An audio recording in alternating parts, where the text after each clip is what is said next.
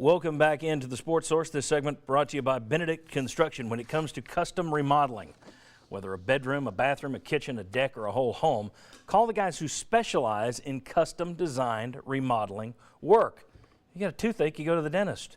You got a knee problem, you go to Tenova's orthopedic doctors.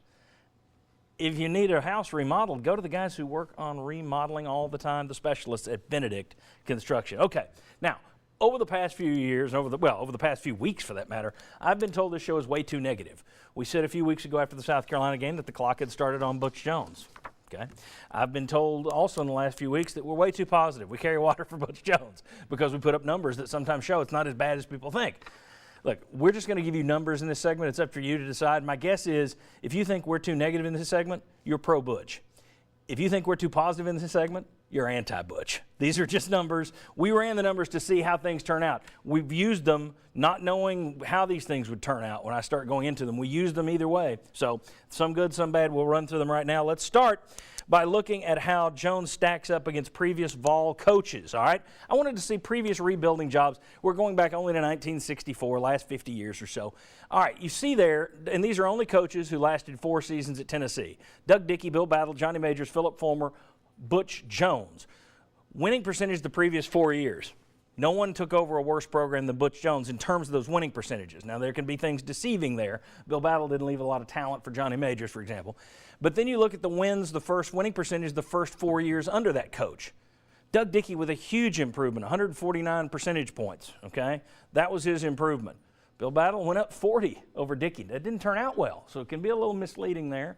Johnny Majors went down before he went back up. Philip Fulmer up a little bit. Butch Jones second only to Doug Dickey in terms of a quick rebuild at Tennessee. All right, now let's take a look at Jones compared to Philip Fulmer and John Majors again, just their first 4 years, because I keep hearing, well, it's clear he can't ever win a championship here. Well, I say that about every coach until they win a championship. I mean, I don't know somebody can win a title until they do. Look at John Majors. Let me tell you this. He would have been fired in this day and age. He would not have lasted 8 years before he won his first conference title, wound up winning 3. But he was worse than Butch Jones those first 4 years. If you fire him, and right now, if that were this day and age, he would be gone. You wouldn't have had Majors, you wouldn't have had Fulmer, you wouldn't have had Cutcliffe, you wouldn't have had Schuler, you wouldn't have had Manning. Who knows what you would have had? Who knows? Might have been better, might have been worse. But he certainly wouldn't have gotten a long trial in this day and age. Philip Fulmer, people forget, he didn't win a championship his first 4 years. The whole idea was to get to the next level. And people were complaining. You had Peyton Manning, you still haven't won a title? He got it in Peyton Manning's senior season. But even though despite the record 9-3 every year, 10-2, people were complaining back then. He wound up winning a national championship and 2 conference titles. Butch Jones, 29-21. He's in between those two. I don't know that he's going to win a conference title. I have no clue. I also don't know that he's not going to win one, and neither do you. Now, I wanted to look at Jones versus SEC rebuilders. I went back. You talk about a piece of work. Went back and looked at every current SEC school, every coach hired from 1992 till now. Then I cut that. There were 39 hires over that time. Some of these guys were hired more than once, like Houston Nutt. Then I wanted to look at which of these guys had built on the 4-year periods that they took over from, and who took over a program as bad or worse than what Butch Jones did. Well, look here. There were 4 guys, well, 3 guys, one guy did it twice, who rebuilt quicker than Butch Jones in that time. Jerry DiNardo at LSU. Okay, well, that doesn't count as a ringing endorsement for Butch Jones, does it? Because Jerry DiNardo, even though he rebuilt it quickly in terms of that improvement and decline in winning percentage, he didn't sustain it. Dan Mullen at Mississippi State has improved them quite a bit, but they took a step back this year. Houston Nutt did it twice, but wound up being run out of Arkansas and Ole Miss. Then Butch Jones is 5th on that list. There were 14 total coaches who took over programs as bad or worse than Butch Jones did, and all but 4 times Butch was better than the other coaches. Lou Holtz, Al Mumme, Larry Smith at Missouri, Brad Scott at South Carolina, et cetera, et cetera, et cetera. But that doesn't particularly tell you, wow, look at that list. How many of those guys on there sustained victories?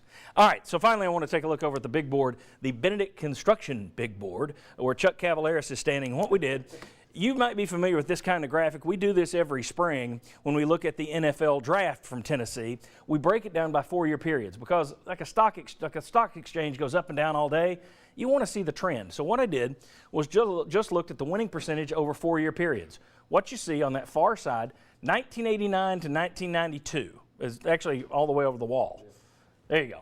That's 89 to 92. Then the next one is 91, 93, 92 to 95, et cetera. It's 4-year periods, all the way up to 13, 16. So that's 25 4-year periods. First black dot, that's where Fulmer takes over for Majors, right in that range. You see it go up, that huge spike. That is the 95, 98. You won 90% of your games. You were 45-5. You will never do that again. That's rare.